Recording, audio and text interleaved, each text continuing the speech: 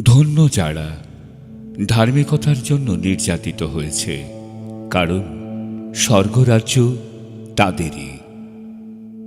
তোমাদের হৃদয় যেন উদ্বিগ্ন না হয়। ঈশ্বরকে বিশ্বাস করো, আমাকেও বিশ্বাস করো। তোমরা প্রার্থনায় যা কিছু চাও, বিশ্বাস করো যে তোমরা তা পেয়ে গিয়েছ। তোমাদের জন্য সেরকমই হবে। মানবপুত্র এসেছেন সেবা পেতে নয়, সেবা করতে এবং বহুজনের পরিবর্তে মুক্তিপণ স্বরূপ নিজ প্রাণ দিতে। আমি তোমাদের সত্যি সত্যি বলছি, কারুর নতুন জন্ম না হওয়া পর্যন্ত সে ঈশ্বরের রাজ্য দেখতে পারে না। আমি পথ, আমি সত্য এবং আমি জীবন। আমাকে ছাড়া কেউ পিতার কাছে যেতে পারে না। চাও, তোমাদের দেয়া হবে। খোঁজ করো, তোমরা পাবে। দরজায় আঘাত করো, তোমাদের জন্য খুলে দেয়া হবে। তোমরা প্রথমে তাঁর রাজ্য ও তাঁর ধার্মিকতার বিষয়ে চেষ্টা করো, তাহলে এইসব জিনিসও তোমাদের দেওয়া হবে। ধন্য যারা দয়াশীল, কারণ তারা দয়া পাবে। ধন্য তারা যাদের মন শুদ্ধ, কারণ তারা ঈশ্বরের দর্শন পাবে। আমি সেই জীবন খাদ্য, যে আমার কাছে আসে সে কখনো ক্ষুধিত হবে না, এবং যে আমাকে বিশ্বাস করে সে কোনোদিনই পিপাসিত হবে না। আমি পৃথিবীর মানুষের আলো। যে কেউ আমার পিছন পিছন আসে সে কোনোভাবে অন্ধকারে চলবে না, কিন্তু জীবনের আলো পাবে। আগামীকাল কি হবে তার জন্য তোমরা ভেবে উতলা হয়ো না। আগামীকালের ভাবনা আগামীকালই ভাববে। দিনের কষ্ট দিনের জন্য যথেষ্ট। আমি সেই দরজা। যদি কেউ আমার মধ্যে দিয়ে ঢোকে সে পরিত্রাণ পাবে। তোমরা শুনেছ বলা হয়েছিল, তোমার প্রতিবেশীকে ভালোবাসো ও তোমার শত্রুকে ঘৃণা করো। কিন্তু আমি তোমাদের বলছি, তোমরা তোমাদের শত্রুদেরও ভালোবেসো, এবং যারা তোমাদের অত্যাচার করে তোমরা তাদের জন্য প্রার্থনা করো। আমি হলাম উত্তম মেষপালক। উত্তম মেষপালক মেষদের জন্য নিজের জীবন দেয়। তোমরা অপরকে বিচার করো না, নইলে তোমাদেরও বিচার করা হবে।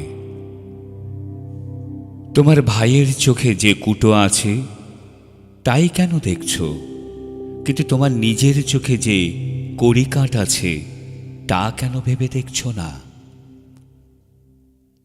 সরু দরজা দিয়ে প্রবেশ করো, কারণ বিনাশে যাবার দরজা চওড়া ও পথ চওড়া, এবং অনেকেই তা দিয়ে প্রবেশ করে। জীবনে যাবার দরজা সরু ও পথ কঠিন, এবং অল্প লোকেই তা পায়। আমি দ্রাক্ষালতা, তোমরা সব শাখা। যে আমার মধ্যে থাকে এবং আমি যার মধ্যে থাকি সে প্রচুর ফলে ফলবান হবে। আমাকে ছাড়া তোমরা কিছুই করতে পারো না। আমি পুনরুত্থান ও জীবন। যে কেউ আমাতে বিশ্বাস করে সে মরলেও জীবিত থাকবে। মানুষ যদি সমস্ত জগৎ লাভ করে নিজ প্রাণ হারায়, তবে তার কি লাভ হবে? এক নতুন আদেশ আমি তোমাদের দিচ্ছি, যে তোমরা একে অন্যকে প্রেম করবে। আমি যেমন তোমাদের প্রেম করেছি, সুতরাং তোমরাও একে অন্যকে প্রেম করবে। কেউ যদি আমাকে অনুসরণ করতে চায় তবে সে নিজেকে অস্বীকার করুক, নিজের ক্রুশ তুলে নিক এবং আমাকে অনুসরণ করুক। কেউ নিজেকে উঁচু করে, তাকে নিচু করা হবে, আর যে কেউ নিজেকে নিচু করে, তাকে উঁচু করা হবে। আমি তোমাদের যা যা আদেশ দিয়েছি সে সমস্ত পালন করতে তাদের শিক্ষা দাও। আর দেখো, আমি এই যুগের শেষ পর্যন্ত প্রতিদিন তোমাদের সঙ্গে সঙ্গে আছি। আর তোমরা যখনই প্রার্থনা করতে দাঁড়াও, যদি কারোর বিরুদ্ধে তোমাদের কোনো কথা থাকে, তাকে ক্ষমা করো, যেন তোমাদের স্বর্গস্থ পিতাও তোমাদের সব পাপ ক্ষমা করেন।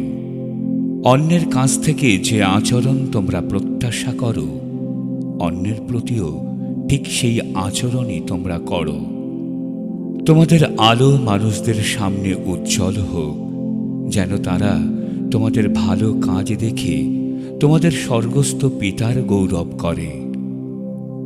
যে কেউ এই জল পান করে তার আবার পিপাসা পাবে, কিন্তু আমি যে জল দেব তা যে কেউ পান করবে তার আর কখনো পিপাসা পাবে না।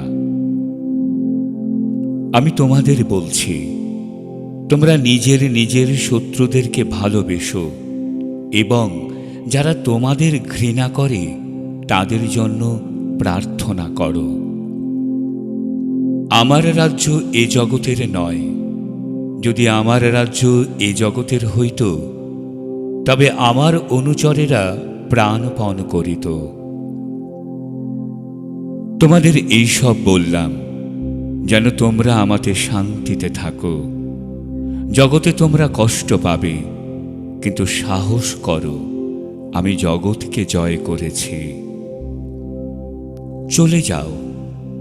যেমন বিশ্বাস করলে তেমনি তোমার প্রতি হোক।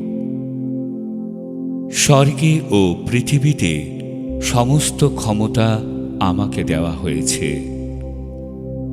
হে পরিশ্রান্ত ও ভারাক্রান্ত লোক সকল, তোমরা আমার কাছে এসো, আমি তোমাদের বিশ্রাম দেব।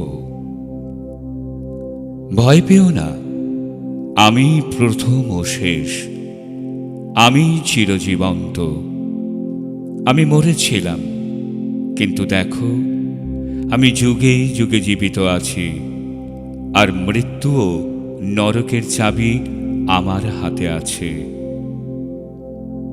আমি আলফা ও ওমেগা, আদি ও অন্ত, সেই সর্বশক্তিমান, যিনি আছেন ও যিনি ছিলেন ও যিনি আসছেন,